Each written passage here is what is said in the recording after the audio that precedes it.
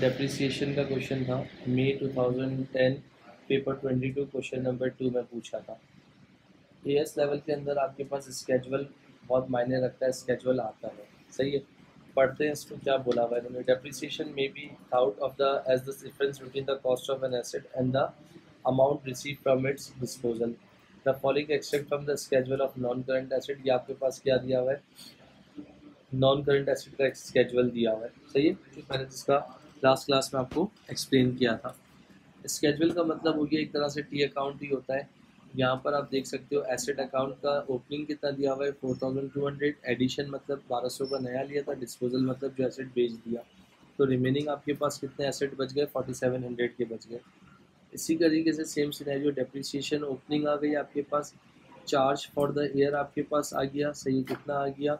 इसके बाद डिस्पोजल आ गया 520 और आपके पास क्या आ गया, डेप्रिसिएशन की वैल्यू आ गई, सही है। अगर आप डेप्रिसिएशन की वैल्यू यानी इसमें से इसको माइनस कर देते हो, यानी कॉस्ट अकाउंट और डेप्रिसिएशन के अकाउंट की क्लोजिंग को आपस में माइनस कर दो, तो आपके पास क्या आ जाएगी, नेट बुक वैल्यू कहते हो, क्या कहते हो उसको, सही है भाई। सेम सिनेरियो किसके साथ है आपके पास, मोटर व्हीकल के साथ है। सर यहाँ 3 जीरो एरो बना दिए, 4700 माइनस 1510, तो नेट बुक वैल्यू आ गई।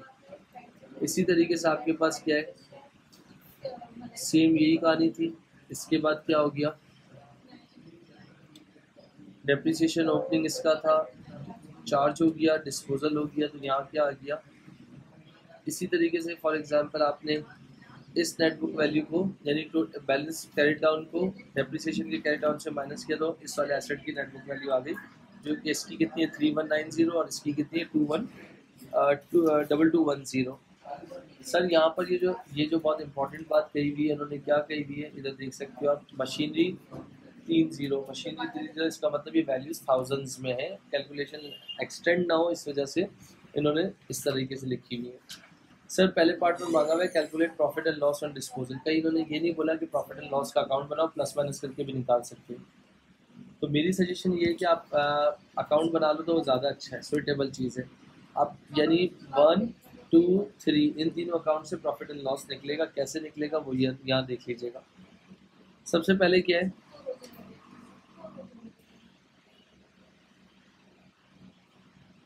ये कुछ इन्फॉर्मेशन दी हुई है। वो क्या दी हुई है कि नई मशीन खरीदी थी कितने की, 9 लाख रुपए की, कब थी, 2009 में खरीदी थी। पुरानी मशीन की अगर बात कर रहा हूँ, पुरानी मशीन परचेज की थी, कब की थी परचेज, 2005 में। और 2005 में ली थी, आज बना कब के ले रहे हो, 2010 के लिए बना रहे हो। 5 में ली थी, फैसला कब किया इसको बेचने का, पैसे कब आ गए, 2009 में 2 लाख। तो अगर मैं आपसे कहता हूँ यहाँ पर पार्ट ए का 1, सही है, क्या बना के देना है,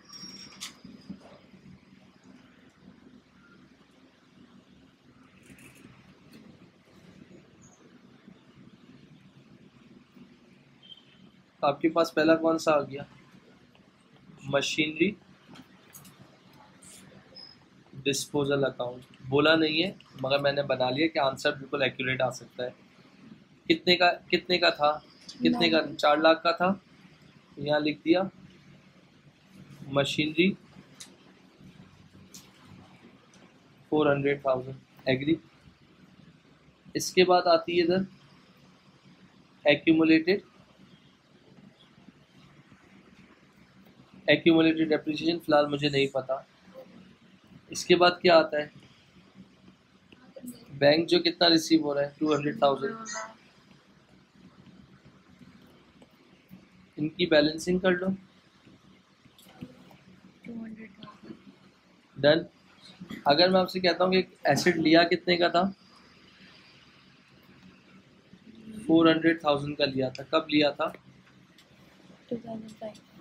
2005 में लिया था। सर रेट इन्होंने यहाँ पर क्या बोला हुआ है, depreciation is charged for full year on all non-current asset held at year end using straight line method बता दी है। no depreciation charge on a non-current asset in the year of disposal, जिस साल बेच दिया उस साल count rate of depreciation have remain constant since the business begin trading. Constant rate है। इस क्वेश्चन में रेट नहीं दिया हुआ। जब रेट नहीं दिया हुआ तो ये कॉस्ट है और ये क्या है, डेप्रिसिएशन है। सही है। और अगर मैं इसकी बात करता हूँ, ये क्या है, चार्ज फॉर ईयर, जिसको हम अपनी ज़बान में क्या कहते हैं, करंट ईयर डेप्रिसिएशन। सही है। तो करंट ईयर डेप्रिसिएशन का मतलब हो गया, इसका फॉर्मूला क्या होता है, करंट ईयर यानी 470,000 डिवाइडेड बाय 4700 इंटू 100। तो इस मशीनरी के लिए क्या रेट आ गया आपका, 10% आ गया। चार्ज फॉर द ईयर कितना दिया था, 470,000। कॉस्ट एट एंड ईयर कितनी थी, 4700 थी। तो चार्ज को डिवाइड कर दिया कॉस्ट से, मल्टीप्लाई बाय 100 कर दिया, तो 10% आ गया। सही है। इसके बाद अगर मैं आपसे बात करता हूँ 4 लाख का, 4 लाख का 10% कितना होता है, 40,000। कब ली थी, 2005 में।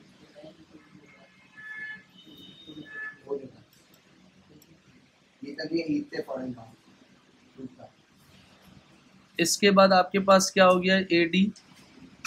एडी का मतलब क्या हो गया आपके पास, यहाँ पर देख सकते हो 4 लाख का 10% 40,000 हो गया। ये कब किया, ये 2005 की डेप्रिसिएशन हो गई। स्ट्रेट लाइन है तो अगले साल भी। सही है। स्ट्रेट लाइन है, अगले साल भी 40, 80, 1, 20। स्ट्रेट लाइन है तो अगले साल भी। तो टोटल कितनी हो गई, उस साल काउंट नहीं करेंगे। तो ये कितना हो गया, 5, 6, 7, 8। 2009 में किया। हाँ, तो 2009 में कर दी तो कितना हो गया आपके पास टोटल, 4 साल हो गए ना। 2005, 2006, 2005, 6, 7, 8 डन।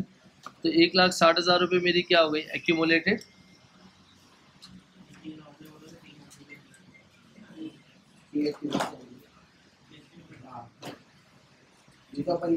कितना हो गया, 160,000। एग्री। कौन सी साइड हैवी लग रही है, डेबिट या क्रेडिट। भाई लॉजिक क्या है, डिफरेंस डेबिट, अगर डिफरेंस डेबिट पे आए तो गेन, अगर क्रेडिट पे आए तो लॉस। तो मेरे हिसाब से ये बन रहा है 360, ये बन रहा है 4 लाख। तो कितने का लॉस आ रहा है, शॉर्ट फॉर्म नहीं लिखोगे, इनकम स्टेटमेंट लॉस 40,000। यहाँ कितना हो गया, 400,000। यहाँ तक कोई मसला।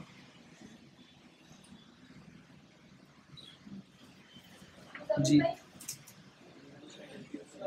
तो ये गेन हो जाता। ये अब 2 पार्ट पे आ जाओ ज़रा। 2 पार्ट में क्या कहानी थी,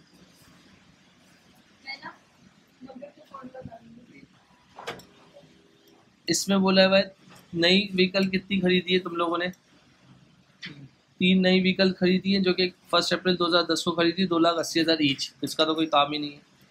2 मोटर व्हीकल जो पुरानी खरीदी हुई थी 2007 में, 2 लाख रुपए की एक, उसको बोल दिया कि हम बेच कर नहीं ले लेंगे। और पार्ट एक्सचेंज कितना है, एक व्हीकल का 60, तो 2 व्हीकल का कितना हो गया, 120। तो अगेन डिस्पोजल अकाउंट नहीं बोला, प्लस माइनस करके निकाल सकते हो, बट मैं आपसे यही कहूँगा कि आप डिस्पोजल अकाउंट बना लो तो ज़्यादा आपके लिए अच्छा है। आपको आंसर्स बहुत रेलिवेंट मिल जाएंगे, मतलब गलती के चांसेस कम हो जाएंगे। तो ये हो गया मोटर व्हीकल का, क्या बना रहा हूँ, डिस्पोजल अकाउंट बना रहा हूँ। तो मोटर व्हीकल का डिस्पोजल अकाउंट बना रहा हूँ, तो उसके लिए मुझे सबसे पहले क्या चाहिए होगा, रेट चाहिए होगा। तो रेट कितना है, ये कितनी है, चार्ज कितना है, 750। ये कितना है आपके पास, 3,000। 750,000 divided by into 100।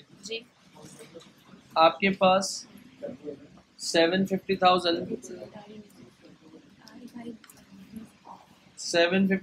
Divided by 3 million multiply by 100 कितना आ गया, 25%। कल याद है आपको कहा था, अगर आप फॉर्मूला भूल जाओ या आपसे नहीं निकले,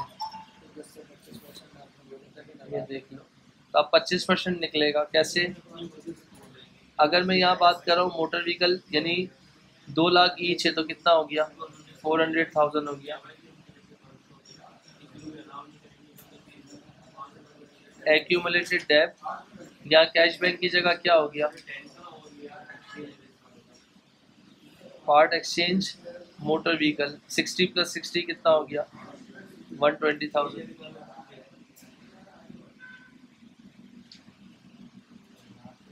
एग्री। इसके बाद कब ली थी 400,000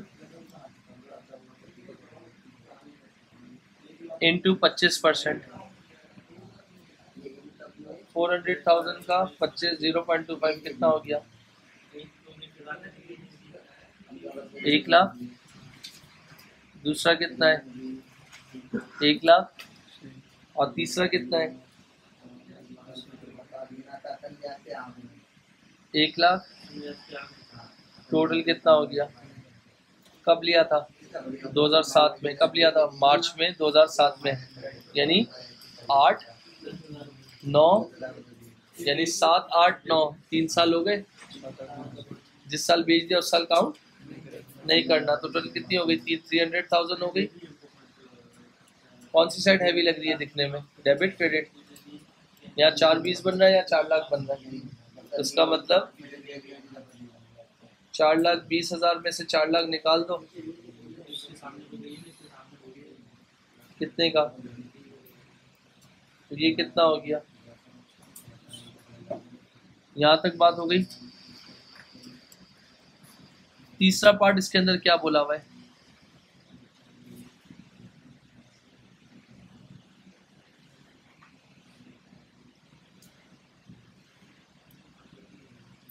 तीसरे पार्ट में क्या बोला हुआ है?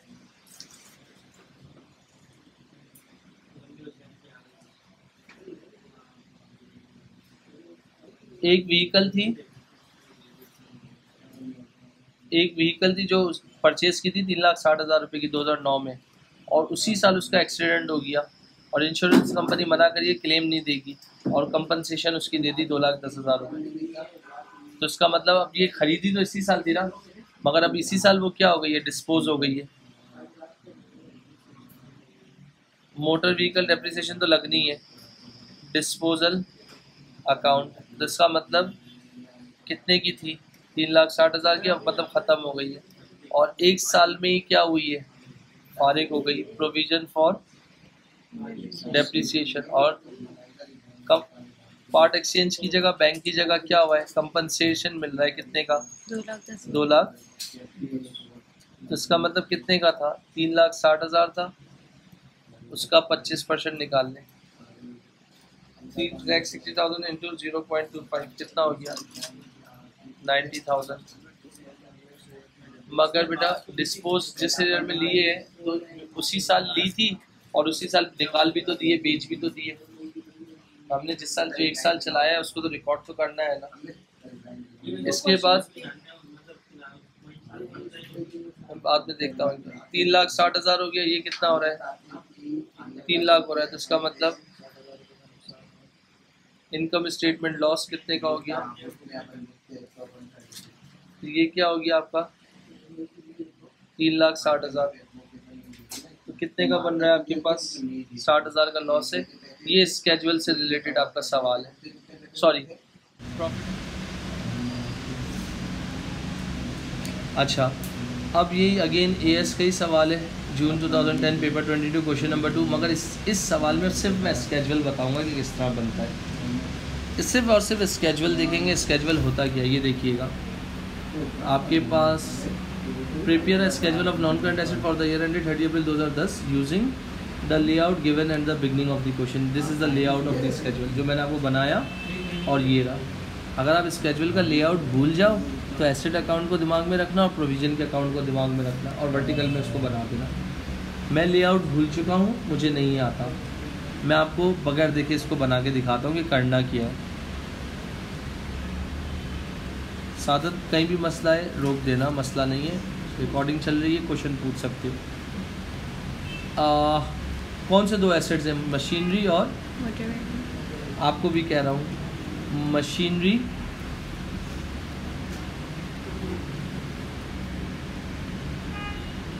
$, 000 और मोटर व्हीकल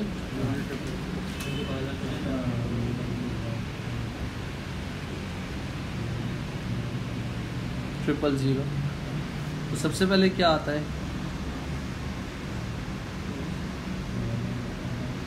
इसके बाद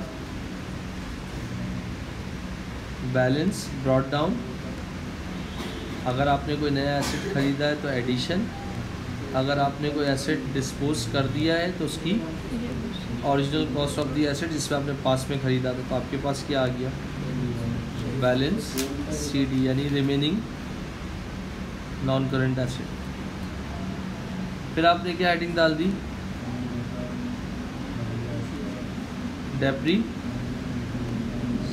डेप्रीसिएशन का वही सारी चीज़, balance brought down, charge for the year. Charge for the year मतलब जो एसेट बच गए हैं, यानी जिसको हम क्या कहते हैं, करंट ईयर। और डिस्पोजल की डेप्रीसिएशन, तो यहाँ क्या आ जाएगा,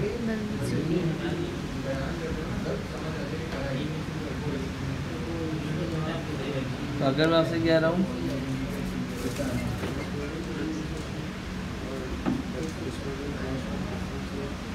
मैंने कल भी आपको ये बात बताई थी, कॉस्ट का मतलब जिस वैल्यू पे पास में ख़रीदा था और उसकी डेप्रीसिएशन निकालनी है। जितने साल एसेट आपने चलाया तो उसको देखो तो सही कि फ़ायदा देखेगी या नुकसान देखेगी।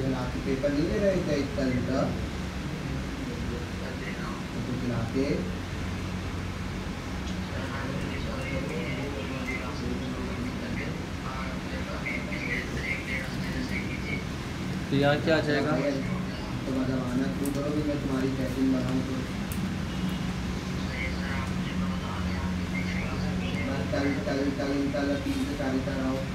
इसको क्या कहेंगे, नेटवर्क वैल्यू हो गई, सही है। अब ये इधर का क्लोजिंग था, तो यहाँ के लिए क्या हो जाएगा, ओपनिंग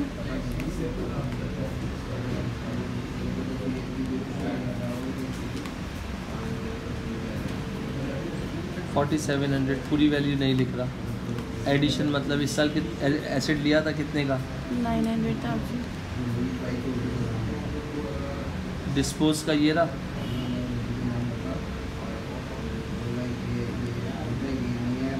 ये रहा, लिख दूँ यहाँ पर, ख़त्म। तो 4700 प्लस 900 माइनस 400 कितना आ जाएगा,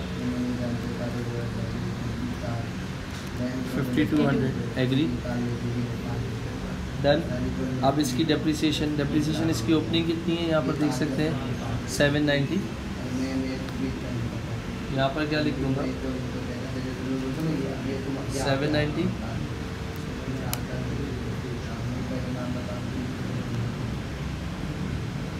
सॉरी 1510 1510। डिस्पोजल की डेप्रीसिएशन ये रही 1,60,000।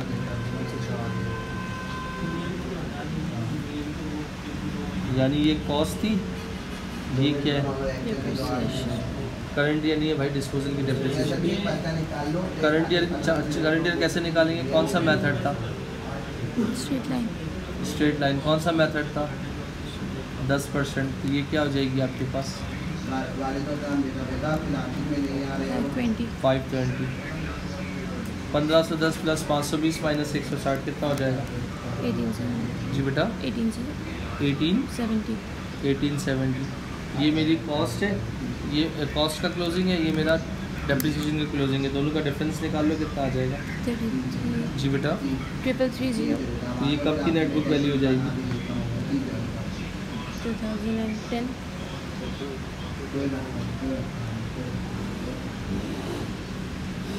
एग्री, पक्का।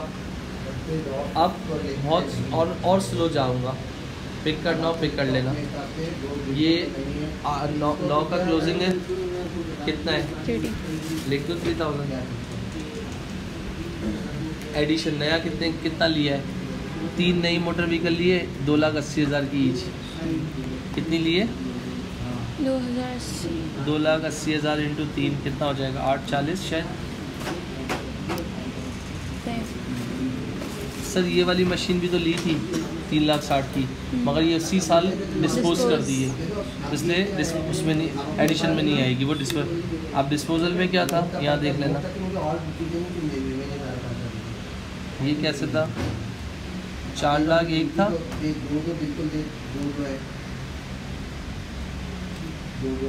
4,01,000 है, 3,60,000 है, कितना हो गया?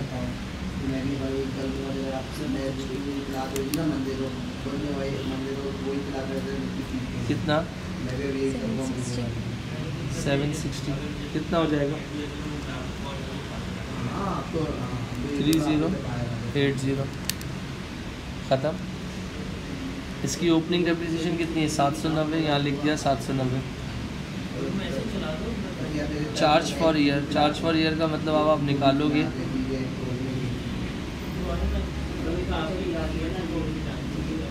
25%, 380 का 25% निकाल लो, कितना हो जाएगा? 770। और डिस्पोजल की डेप्रिसिएशन मतलब ये रही, ये रही, कितनी हो गई? 120।